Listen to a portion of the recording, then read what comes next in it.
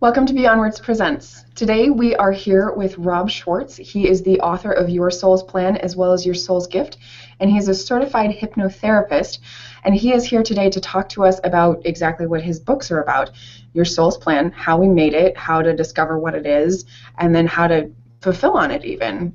But thank you so much for being here, Rob. Thank you, Whitney. It's a pleasure and an honor.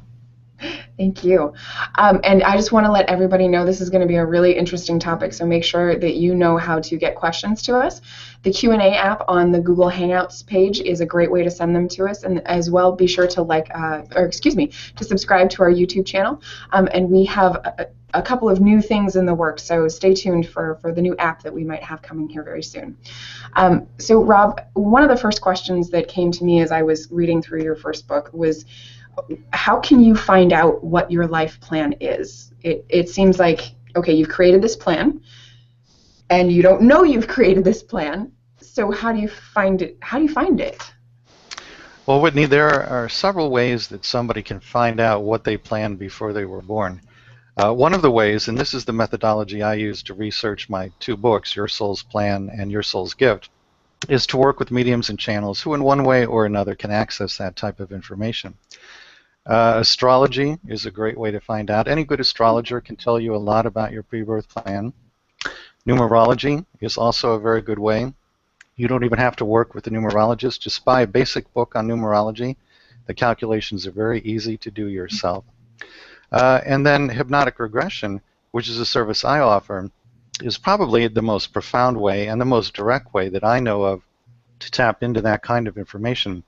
I offer something called a between lives soul regression, in which we go into a past life, but then we keep going. We go from the past life, the person goes back into spirit. Generally, they're greeted by a spirit guide.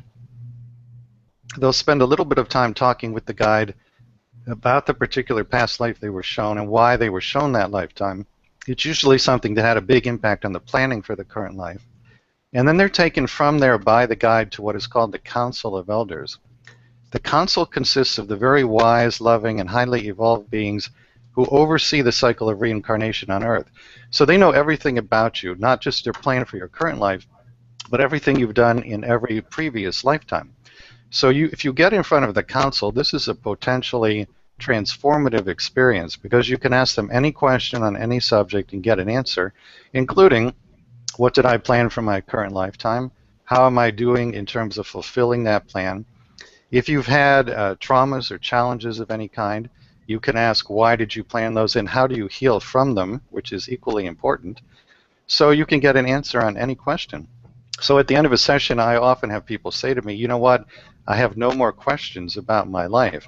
It's really just an amazing experience. And you've kind of talked about it just in that answer a little bit, but can you talk more about your work, what you're talking about in Your Soul's Plan, and what that whole world is? Yeah, there's a great deal of information about this on my website at yoursoulsplan.com. Basically, what I did in the two books is that I interviewed people about a particular life challenge. And it's everything you can think of, very common challenges like death of a loved one, accidents, deafness, blindness, drug addiction, alcoholism, miscarriage and abortion, financial challenges, abusive relationships, pretty much everything you can think of. And then that person has 1, 2, or sometimes 3 sessions with the mediums and channels who are my collaborators. In those sessions, we ask Spirit, did this person plan this experience before he or she was born, and if so, why? And then in the sessions and in the books, I present all the information that comes forward from Spirit explaining why this person planned before birth to take on this very difficult experience. Mm-hmm. So it helps people to see the deeper spiritual meaning and purpose of their life challenges, and that in and of itself is deeply healing for people. Mm. I can imagine. And so how did you get into this? Like, how did you discover this? Well, it's an interesting story, and I actually come from a background that if you had known me, 15 or 20 years ago, you would never have predicted I would do this kind of work now. But I have an MBA. I was in the corporate sector for a number of years, basically doing corporate writing, marketing, and communications. I've always enjoyed writing. So back in 2003, I was self-employed as a marketing and communications consultant, doing work for various corporate clients. And while I enjoyed the writing, I did not enjoy the corporate aspect of it. I felt that it was not a unique application of my talents, and Mm-hmm. that it really was not helping people in the way that I wanted to help people. Mm-hmm. So I tried different things to find my purpose in life, what else I could do. I talked to friends and family. I did that Myers-Briggs Inventory, which is supposed to be so helpful, but it didn't really do much for me. And so when these other things didn't shed any light on the matter, I did something that at that time I had never done before, and that was really very foreign to me. I went to see a psychic medium. And I thought, I'll spend an hour with the medium, and if nothing helpful comes up, then it's no loss, really. So I go into this session with the medium, and she starts to channel my spirit guides. Now, you have to understand, at that time, I'd never even heard the term spirit guide. I didn't know what she was talking about. So she explained to me a spirit guide is a highly evolved non-physical being with whom we plan our lives before we're born, and who then guides us through our lives after we come into body. So she started to channel my guides, and they said to me, you planned your life, including your biggest challenges, before you were born. And so, of course, I said, well, why in the world did I do that? And they said, you did this for purposes of spiritual growth. So we went on and we talked about what my specific challenges had been, and they explained why I had wanted before birth to have these difficult experiences. Well, to me, this was a mind-blowing experience, and I could tell from the level of detail that they gave me that they knew everything about me. They knew literally everything about me. Private thoughts, private feelings I had never shared with anybody, which gave them total credibility. So in the days and weeks after this session, I thought about this information constantly. And the effect that it had on me was that it allowed me to review the course of my life and for the first time see a deeper meaning to the challenges. Well, this was profoundly healing for me. So I realized I was onto a concept that could bring a similar kind of healing to other people. And it was at that point that I started to think about writing what eventually became Your Soul's Plan. So that was really what launched it. It was that session with the medium. That's fantastic. And did you experience any sort of skepticism and cynicism even in the days following? Because I know there's a lot of people out there that, they kind of go to mediums almost as a joke, and whatever they tell them, they're just like, well, they say that to everybody. Well, here's the interesting thing, and this was clearly orchestrated by spirit, and more specifically by my own soul. Just a couple of weeks after the session with the medium, I was home in my apartment in Evanston, Illinois, just having an average work day, doing this corporate work that I told you about. And I decided to take a break and go for a walk. So I'm walking down the sidewalk in Evanston when I had this experience in which every time I looked at another person, I had this feeling of overwhelming unconditional love for them. And when I say unconditional love in this context, I don't mean the kind of love you might feel for a parent or a child or a romantic partner. This was truly a transcendent experience. It was an experience of divine love. Every time I looked at another person, I felt what I can only describe as divine love for them. And it was pure, and it was overwhelming and overpowering. And even though I'd never heard of anything quite like this before, I understood in the moment what was happening, which was, it's as though I was in some kind of enhanced immediate communion with my own soul. So it's as though my soul were saying to me, this love is who you really are. This is your true nature.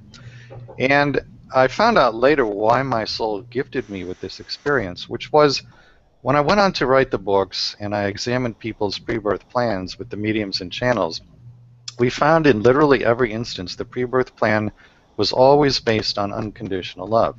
This was true no matter how traumatic the challenges that were being planned. It was true when negative roles were being scripted for other people. It was always based on great wisdom and an unconditional love. So if I had not had that experience of my own soul as pure unconditional love that day, I would still have found the same results in my research, but then there would always have been this doubt that you're talking about. How do I know that what I'm finding is true? Well, I know it's true because I experienced it myself. Mm. Yeah. I have to say that very much speaks to me. I've done a lot of training through my years, and one of the things I keep coming to is that a lot of people's purpose in being here is love, and it's just loving others. And we come up with all sorts of reasons not to, but in the end, just as humans, one human to another, we're here to love each other. And that to me is, it's really wonderful to hear you say that and to hear that that's something that you've discovered yourself as well.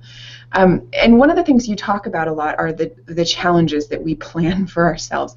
Honestly, like the idea of planning challenges for myself, I can see what you're saying in terms of that it helps you dig deeper and learn things about yourself. But there are some challenges I look at and I'm just like, why did I do that? If this is a plan I made for myself, why? Why do you plan challenges for yourself? Well, Whitney, there are 5 main reasons I found in my research for the pre-birth planning of life challenges. We could spend a couple hours on each one, but I'll try to list them quickly just to give you the overview. One of the main reasons is balancing karma. This is probably the one that people have heard the most about.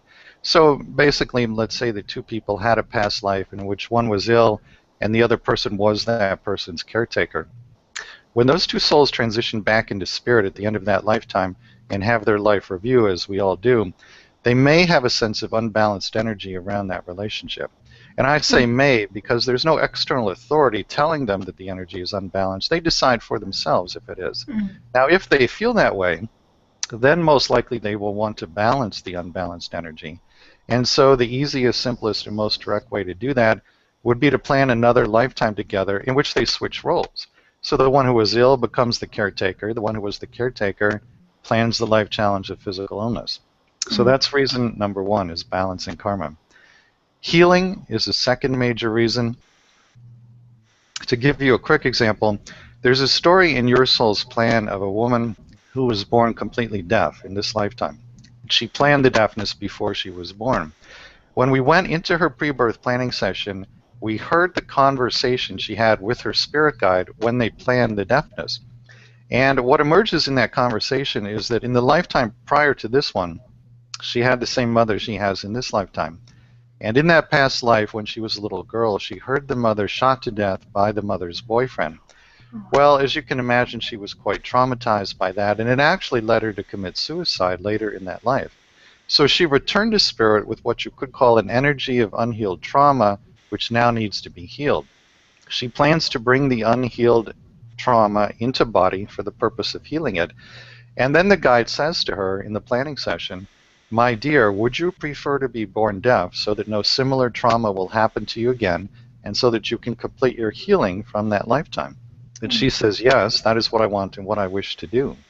So the deafness, which you and I and others might think of as some sort of terrible burden, is actually a gift given to her so that she can do what she came here to do in this lifetime. So that's number 2, is healing. Service to others is the third big reason. We script roles in which we do all kinds of different things for and with each other. So somebody who is perhaps your greatest challenger, so to speak, they may have planned that role with you, at your request, in fact, before either of you were born, so that you could work on any number of things like compassion, unconditional love, self-love, patience, empathy. A lot of it has to do with service to others. A fourth main reason is experiencing contrast. And basically, what this means is that when we're on the other side, as I understand it, it's very much as it's classically portrayed. It's a realm of great love and light and peace and joy. So in that kind of vibration, no one is doing anything to you that, for example, would constitute not love, so to speak. So we come here for the contrast, the experience of the quote-unquote not love, because then when we go back to the other side, we understand what it means to be a soul made from the energy of unconditional love. The learning comes through the contrast.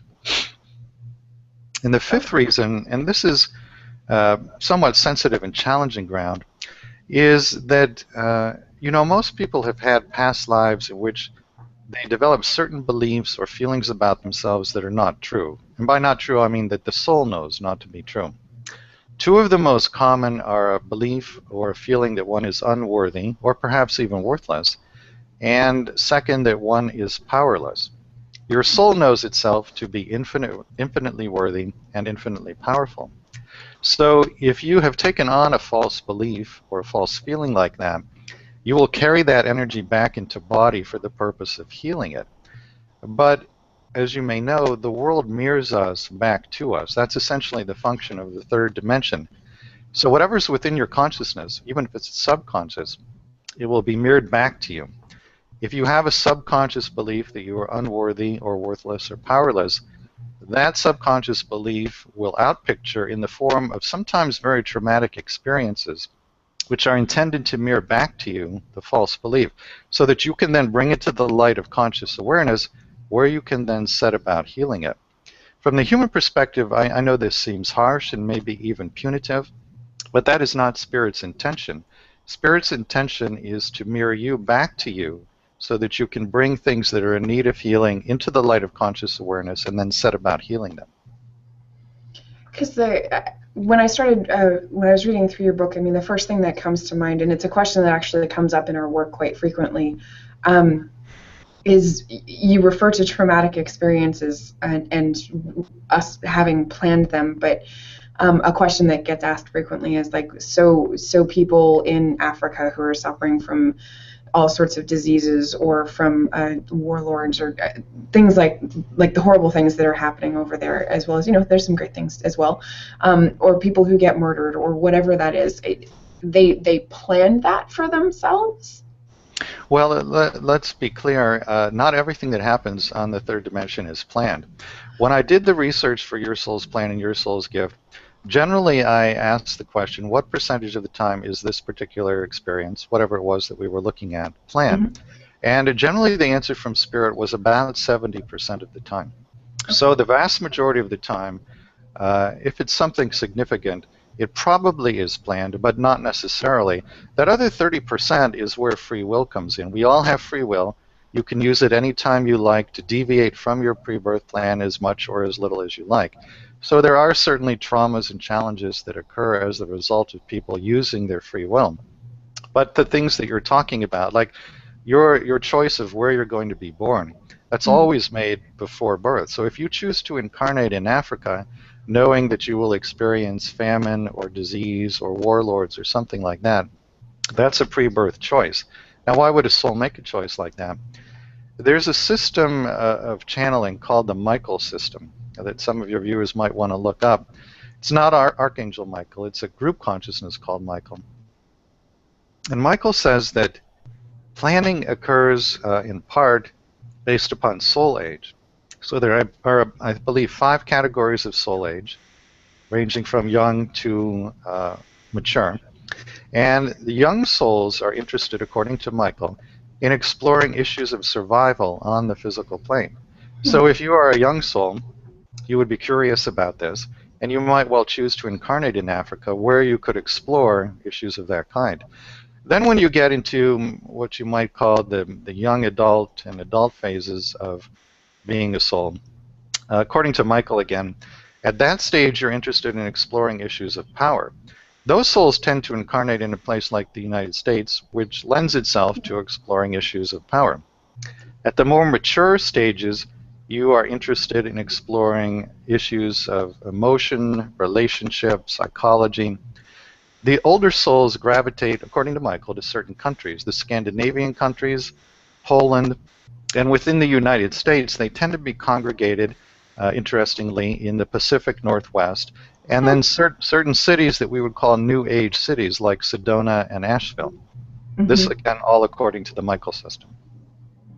That's very interesting. And I'm curious if they also say that some of those souls reincarnate into parts of Asia, because a lot of what you're saying, it sounds kind of Buddhist to me, the whole idea of reincarnation and souls revisiting and coming back and exploring new or different aspects. So did you study Buddhism to really dig deeper into this idea?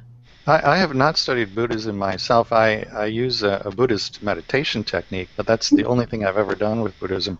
In answer to your question, I don't know if Michael says anything about incarnating into Asia at a certain soul age. The only thing I recall off the top of my head is that the channelings do say older souls tend to go to the Scandinavian countries, Poland, I think Switzerland is another one, and again the Pacific Northwest in the U.S. It's funny, that's where Beyond Words is located, so it's Very fitting in a lot of ways. You may all be old souls there. It's possible. Well, before we get too far into the interview, I also want to mention that we do have a great offer for you today. It's a little different than usual. So actually today we're sending you to Rob's website. It's www.yoursoulsplan.com.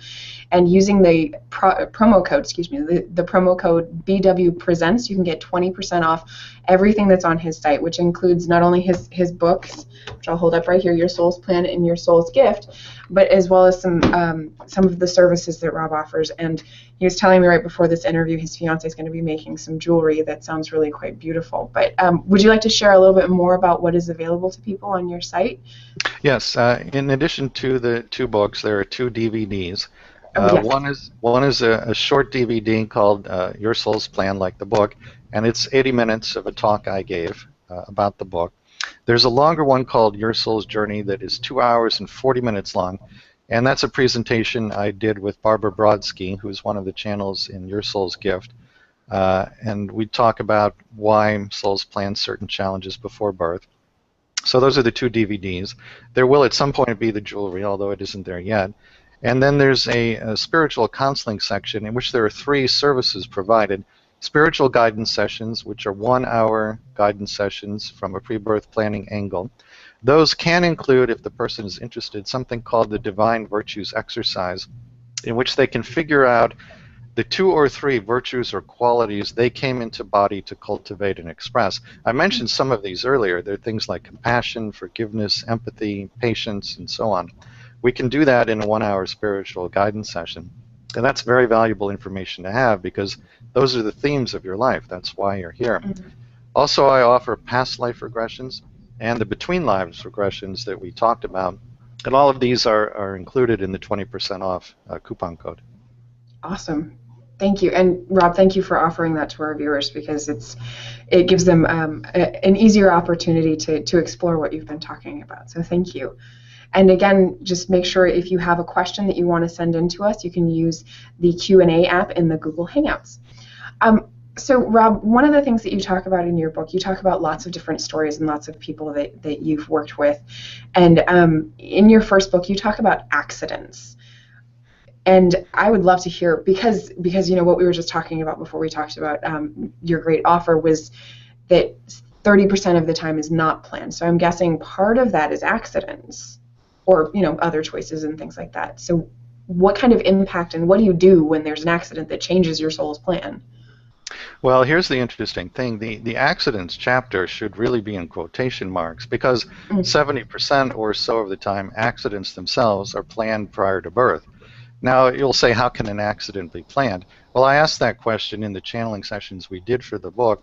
And basically the answer is that if a person is in a dangerous situation in which an accident might occur, generally, but it's not planned, generally the guides will step in some way and they'll whisper something in the person's ear, so to speak, or create some sense of trepidation that causes the person to step back and avoid the accident. There are also situations in which angels can actually physically intervene to prevent an accident that was not chosen on the soul level prior to birth. But 70% of the time, the accident itself is pre-planned, so the guides and angels do not step in. They allow it to take place. There's a very powerful story of a woman named Christina who was actually blown up in a bomb explosion. She was employed many years ago as an administrative assistant at a college in California, and one of her daily duties in that job was to pick up her boss's mail. So one day she descended the stairs to the basement mailboxes, as she had many, many times before. But on this day, unbeknownst to her, somebody had planted a pipe bomb in her boss's mailbox. And when she inserted her hand into that mailbox, the bomb detonated. The force from this explosion was so great that it picked her up off the ground and threw her 10 feet backwards against a concrete wall. Flames from the explosion scorched her body from head to toe. 2 fingers were severed. Both eardrums were ruptured. When she got to the hospital, doctors actually had to hold magnets over her eyes to extract the shrapnel from the pipe. So we're talking here about a level of suffering that is almost unimaginable to the average person. Her recovery took 2 years and 10 reconstructive surgeries. At one point during the 2-year period, she was lying in her hospital bed in a tremendous amount of pain when she suddenly heard a voice inside her head, a voice that was not her own. It turns out that the force of the explosion, in addition to doing a lot of damage to Christina's body, had opened up her psychic gifts. She had become clairaudient.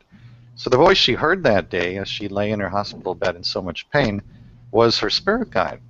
And the guide said to her, "You planned this." Well, of course, she said, "Why?" And then the guide told her, and here's what he said. He said, "You wanted, before you were born, to have an incarnation as a gifted healer. And you knew pre-birth that if you could heal yourself from the devastating effects of this bomb explosion, you could then take all of that wisdom and knowledge about healing and turn it outward in service to others." And here you see that motivation of service to others that I talked about earlier in the interview. Well, this is in fact exactly what happened. After Christina recovered from the 10 reconstructive surgeries, she went on to get a PhD in speech-language pathology. She set up a private clinical practice. And at this point in her career, which is many years later, she's now healed literally thousands of people. She actually has the ability to go into a client's brain energetically, non-invasively, and restore language processing capability in people who have lost that due to stroke or accident. So an extraordinarily gifted healer, and the only reason she can do any of this is because she healed herself first from the effects of that bomb explosion. Now, it didn't happen overnight. She had many conversations with her guides over a period of years in which she asked them again and again, how did this happen? Why did this happen? Why did I plan this? And over this period of time and talking with her guides, she was able to get to an incredible place of acceptance and peace, forgiveness for the person who planted the bomb. You know, when I interviewed her, she said 2 remarkable things to me. The first was, she said, "Rob, I have completely forgiven the person who planted that bomb." Now remember, she had magnets hold above her eyeballs in the hospital, so to say that in and of itself is quite unusual. But then she said something even more amazing. She said, "Rob, I'm deeply grateful to the person who planted that bomb." And when she says she's grateful, she really and truly means it. The way she got to that place of total forgiveness and total gratitude was by working in a very conscious way with the knowledge of her pre-birth plan. That's why it's so powerful and so important to know this information. How do you work with people who, number one, maybe don't believe the idea of the pre-birth plan, but you can almost see it for them? Like, I can see your pre-birth, the plan that you've created for yourself acting itself out. And how do you work with them? Do you work with them? You know, most of the people who come to me already either believe in the idea of pre-birth planning or are at least very open to it. Mm-hmm. So I don't get that many people who are really skeptical about it, but occasionally there is someone. And when I work with those people, I say to them, just ask yourself the question, if I planned this before I was born, why might I have done that? Mm-hmm. Because that question doesn't require any prior belief in pre-birth planning, and yet when you ask that question, you tap into the same wisdom and knowledge in healing as if you already believe in pre-birth planning. Yeah, it's framing it almost as a hypothetical, so it makes it a little bit easier for people to engage in. Yes, exactly. So in all of this, where does God figure in? You know, I have asked that question, and I've been told in the channeling sessions that God is part of the pre-birth planning. Now, in the books, God is not present in the pre-birth planning sessions that I report. I'm not quite sure yet why that is. It may just be that when I wrote the books, I didn't know to look for that, or I didn't ask quite the questions that led to that. Mm-hmm. But I am told that that the soul plans the lifetime. The soul does this in consultation with God, spirit guides, angels, and masters. The soul then creates the personality, which would be you and me, and everybody who sees this interview. The personality is a portion of the soul's energy placed into a physical body. When the personality is discarnate before coming into body, the personality is told what the plan is that the soul's come up with. Mm-hmm. At that point, the vast majority see the wisdom in the plan and agree to it. But there is a small minority who begin to feel very human emotions of worry or fear or doubt. If you express doubt about your pre-birth plan, for example, if you say this might be too much, then you're generally reassured by your guides and your soul, and you sense their great love and their great wisdom, and then usually you agree to the plan. But if you still say, I think this might be too much, the plan will be revised. That's my understanding. So how, if for one reason or the other, one isn't able to come and meet with you and your mediums and channels, how do we know if we found our soul's plan or if we're just, running around doing whatever? Well, the soul communicates to the personality in a lot of different ways, two of which are feelings of excitement and feelings of joy. So this is not a new idea, but it's certainly a very true one. If you are following your excitement and following your joy or your bliss, you can be fairly certain that you are on your soul's path for the current lifetime. Now, that doesn't mean that challenges aren't going to occur or that you aren't going to be resistant to them when they occur. That would be very natural. But in general, if the challenges are occurring within a broader and larger context of excitement and or joy, that's a good indication that in general you are on the soul's path. On the other hand, if you have this intuitive sense that things are just out of alignment, discordant, wrong in some way, that's your soul communicating to you through your intuition to give you the idea that perhaps you are off path, so to speak, and that you might want to revisit the way that you're living your life. So they're like little nudges to kind of keep you on your path. They're little nudges at first in the form of intuition, but one thing I do see in my work, and I don't want people to go into fear when they hear this, I just want them to understand that sometimes it works this way. If you get very far off your path, it goes from being nudges to sort of a cosmic 2x4 hitting you over the head in the form of almost anything, very often a physical illness.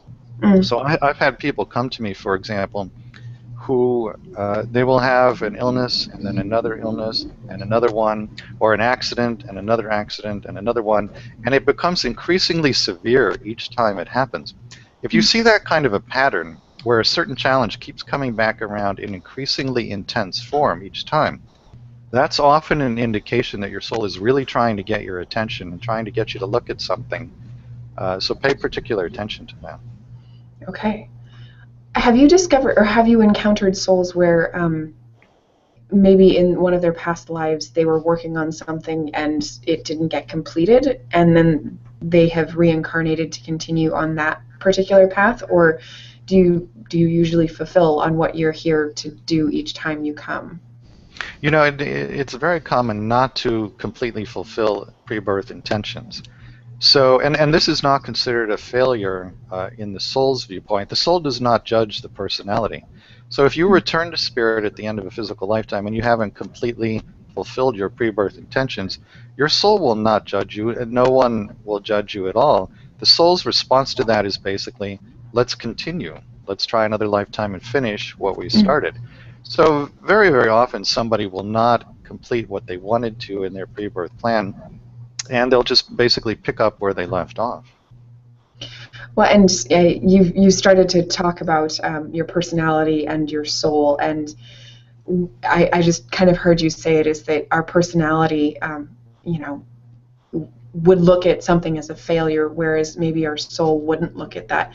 Can you talk a little bit more about what is the personality versus the soul, and then also why that different perspective? The personality is a portion of the soul's energy placed into a physical body. So your soul is vast, it's multi-dimensional, and it takes a very small portion of its energy and puts it into a physical body. If you're incarnating at this time in human evolution, unless you're one of the few enlightened people on the planet, you have an ego. The ego has certain desires and objectives of its own, which are often in conflict with the soul level intentions for the lifetime. This is not a bad thing. This is by design, and the soul knows that it will be this way. This tension between what the ego wants and what the soul is hoping to achieve produces a lot of growth. And what will eventually happen, if not in one lifetime, then eventually in another, is that the personality will surrender to the greater and deeper wisdom of the soul. So it's not the case that the personality succumbs to the soul. It's not beaten into submission. That's not what the soul is trying to do. But at some point, a certain wisdom will come to the personality, and the personality will understand there are more important things here than what my ego is telling me I should be doing. And so you just relax into this deeper wisdom and start to live from the soul level, from the soul perspective. Okay. And so you say right now, what is it about right now that has this particular incarnation be about the ego? Because there's been a couple of other speakers that we've talked with who have referred to this time as a very unique time. I think it is a unique time. I think the entire planet is going through an ascension into a higher vibration. And so as we move up into this higher vibration, it becomes increasingly clear to the personality that there's more than just the body, there's more than just the thoughts, there's more than just the feelings. The personality, the body, the feelings, these are things you have, things you carry, but it's not who you truly are. So it's becoming increasingly apparent to people in this awakening that who we really are is soul, or pure awareness, if you prefer that term. You can think of it this way. Just because you have a thing, that doesn't mean you are the thing you have. For example, if you have a horse, it doesn't mean that you are a horse. You simply have a horse. So you have an ego, you have a body, you have a personality, you have thoughts. But again, they're things you have, things you carry. Who you really are is soul, holy, eternal, and multidimensional. That's very interesting. We have a viewer question. What about plans for families? Do children come to certain parents? And what happens if there are many souls waiting to come into a certain family and they decide to stop having children? My understanding is that parents and children always choose each other, that it's always by mutual consent. And if there are more souls than the parents are going to have children, then you have other opportunities in other lifetimes. And also understand there are parallel dimensions as well. So things that don't happen or can't happen in our dimension can play out and be experienced by the soul in these parallel dimensions, which are just as physical and just as real to the beings who are there as ours is to us.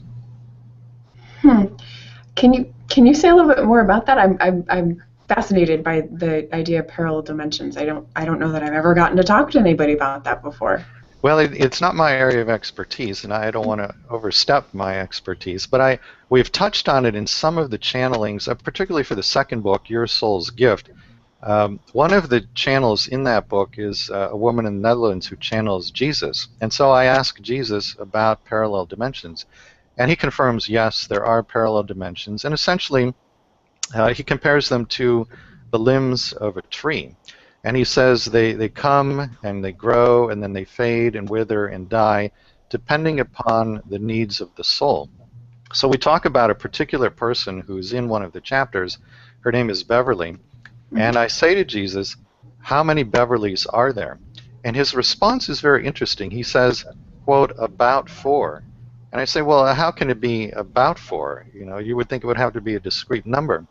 But he says, no. Again, it's really beyond human comprehension. But they're coming and going, fading and growing and dying in ways that we can't completely understand. And they're split off, as I understand it, when you make or another you makes a very significant decision. So it can actually spin off a parallel dimension in which there's a you who has made the opposite decision because your soul wants to experience the results of that as well.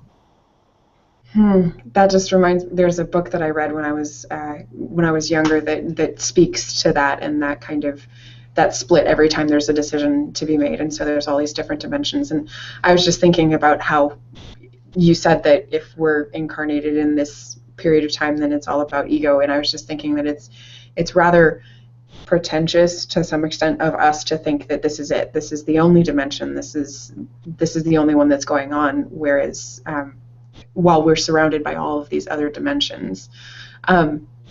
So another thing that you talk about is soul groups.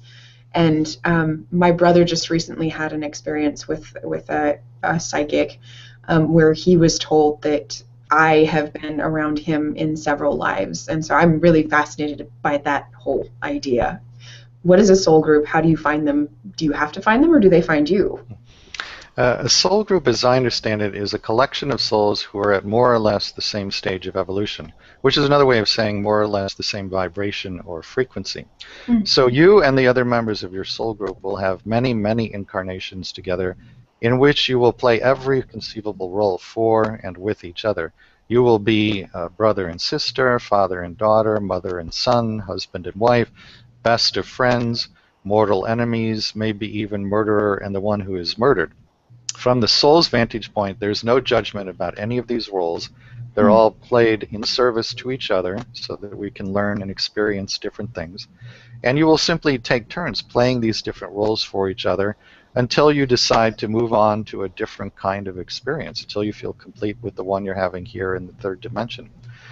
This is something that we look at in the Between Lives regressions I do. People often ask questions about who is in my soul group. Is my mother, my sister, my lover in my soul group? What is the nature of my soul group? And you can get information. They have certain characteristics. Like some tend to be more intellectually oriented. Some tend to be teachers. Some tend to be healers. So you can find out the basic characteristics of your soul group, who's in it from your current lifetime. It's fascinating information to have. Yeah, you just mentioned a couple of the characteristics, and I automatically start thinking about different people in my life and how I interact with them, and it's not really something I think that a lot of people think about. They're just kind of like, well, that person's my friend because I don't know, she's my friend, as opposed to the contribution and the relationship that exists there between you and the other person. Yeah.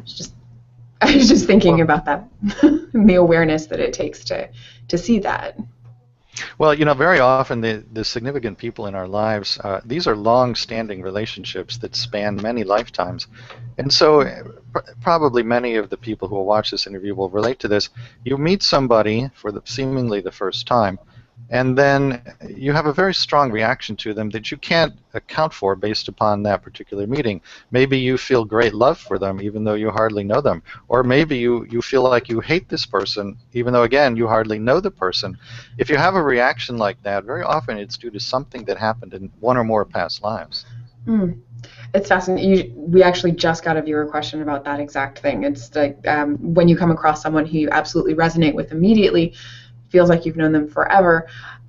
What is that all about? So that's that. And I've also noticed that I have some friends. This is I tend to talk about my life and my experiences, but I have some friends who I haven't spoken to for months and months, but I will always feel a deep connection with them. Whereas there are other friends that if I don't speak to them for a week, I almost, and this sounds absolutely horrible, but I almost forget that they're there. So I'm kind of curious if that has to do with that kind of deep soul connection that I have with them. I think it very easily could. The ones that you forget more easily, this could be your first incarnation with them, and so you don't have that deeper bond or that long-standing connection. The ones that you remember so well and you pick up right where you left off, you may have had many lives with them. I don't know why, but that idea, like having been connected with these important people in my life now over many incarnations is really exciting and settling to me. I don't know. It's something I'd never thought about before. I'm curious also, does the soul, and when you do these either past life regressions or you just work with your mediums and channels, do they talk about the future, like what's up next? Most people ask questions about the future, but generally either there's no response or there's a very general response. It's not specific, it's not predictive, or you'll get a response like, it's up to you, it depends on you, you are the powerful creator of your life, choose what you want the future to be. And that's because the beings in spirit who come through in these sessions, all they can do is read energy potentials. So if they want to, they can tell you this is likely, unlikely, highly likely, but they can't say this is going to happen for sure or not happen with certainty, because it actually does depend upon your free will decisions. Well, I guess I'm curious if you are, after having worked with lots of different people, getting a sense of where maybe the world energy is moving to after this time of ego. Have you seen anything that kind of resonates? I think we are moving in the direction of remembering oneness consciousness. So, for example, if you were back home, so to speak, if you were back on the other side, as I understand it, it would be immediately obvious to you that you are a cell in the heart of God, so to speak, one cell in a much larger being. And when you encounter quote unquote others, you would they would have their distinct personalities, but at the same time you would immediately recognize that you are them and they are you. Now here in the third dimension, because of the limitations of the five senses, we have this appearance of separation. You seem to be a different being than I am, than that person, than that other person over there. But again, this is an illusion. This is due to the limitations of the five senses. I think we're evolving to a point, though, where eventually souls will be able to come into physical bodies on the earth plane and still have this sense of oneness. It will be just immediately obvious that everybody else is one cell, so to speak, in this much larger being. This could take many, many centuries, but I think we're headed there.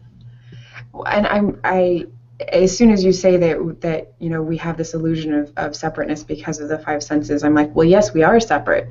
To be one, I would be like smushed in with you. But I guess the vision I'm having, it's like, here's all these bodies, but there's like this a bigger connection that's the overall. Is that kind of what you mean? Well, a visual you might use to grasp this concept is to imagine what would the world be like if air were jello. If air were jello, then everything you did would be poking at that jello and sending out vibrations that would literally touch every other person. So air is not jello, but the effect is the same. What you think sends out a vibration that affects everybody else. What you say does the same thing. What you do does the same thing. So in effect, air is jello, really.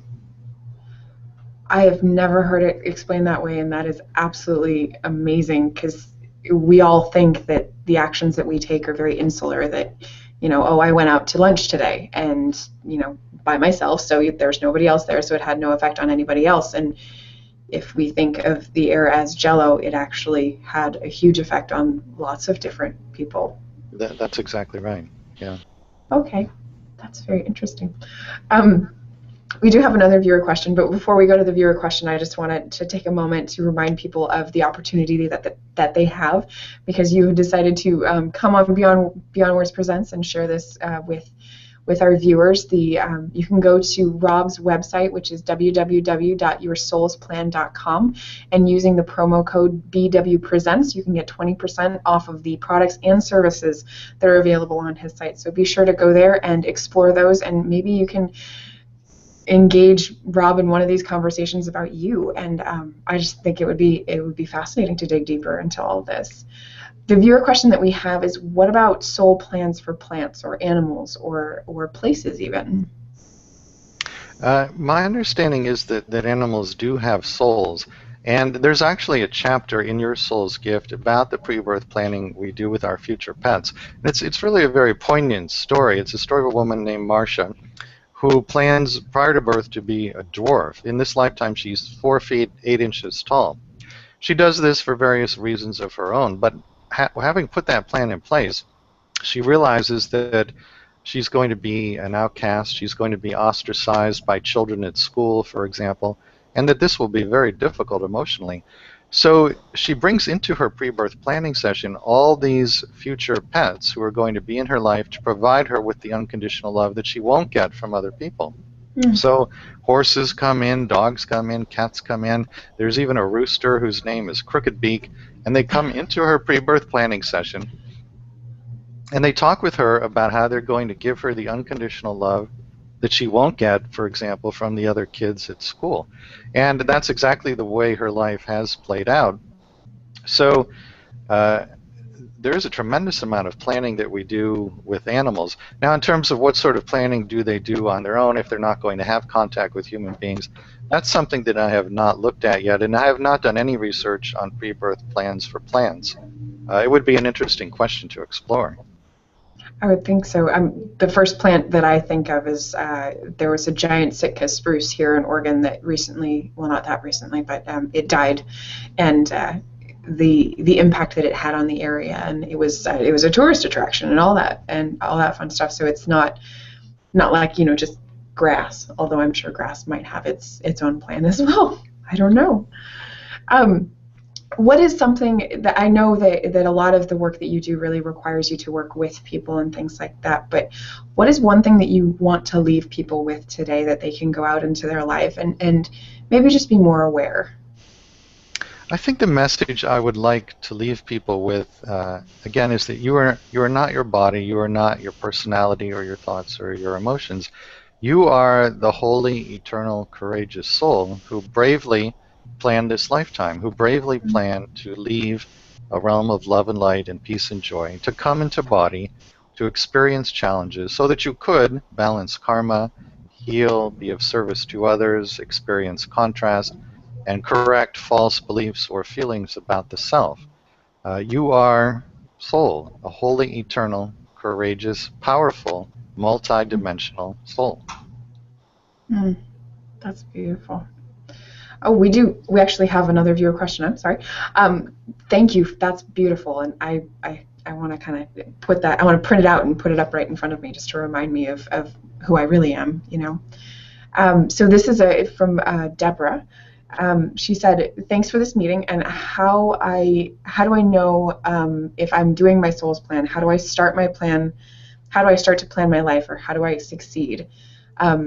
There's a lot of questions here.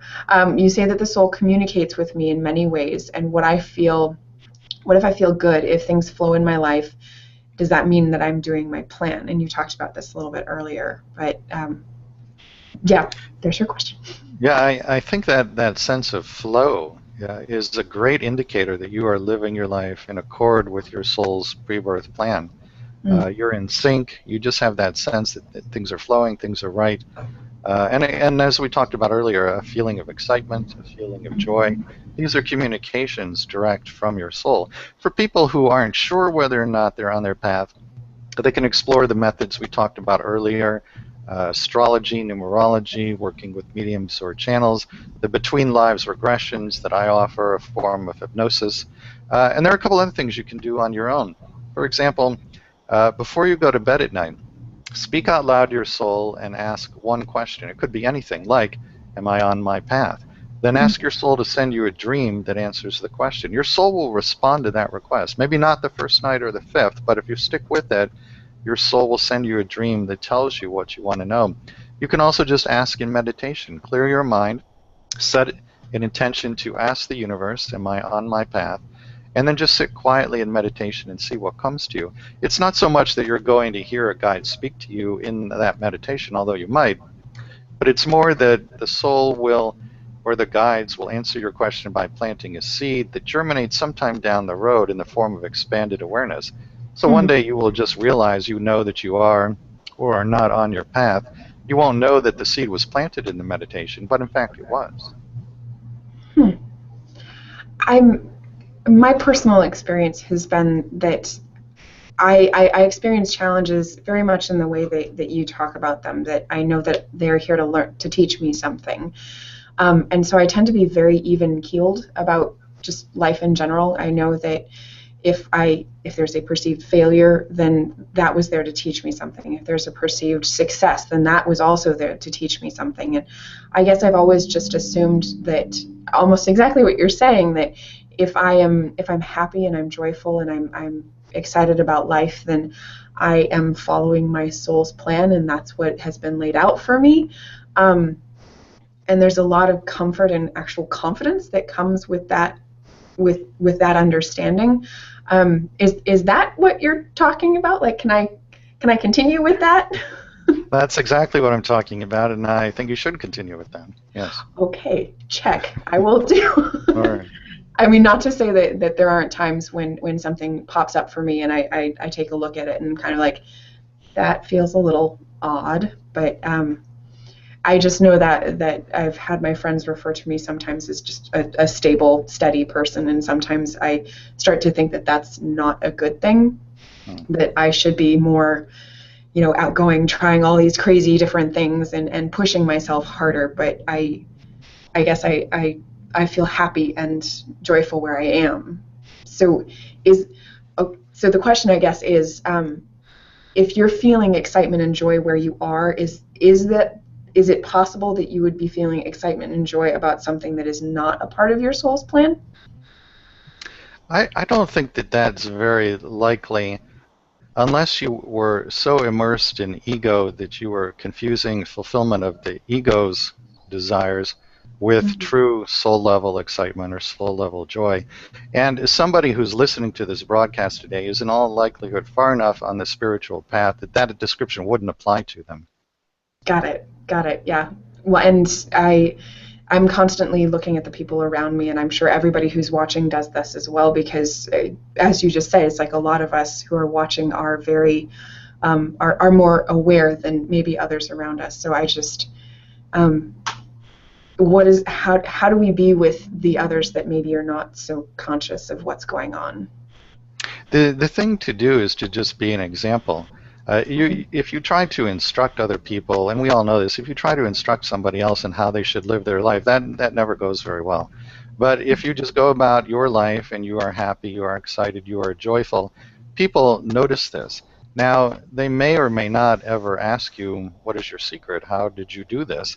But they notice. And so they're learning from you even if there's never any overt teaching going on. And occasionally somebody will come and say, hey, I noticed that you are really happy in life and I haven't been. What words of wisdom do you have for me? And if you get an invitation like that, then by all means talk about your own experience and offer it to the other person. But just be aware that you're always teaching by example, and people notice even if they don't ever ask. Got it. Well, we are coming up on the end of our hour, and Rob, I just want to thank you very much for being on the show with us and for sharing all of this, because it is a brand new perspective to me, and I'm sure to many of those out there listening.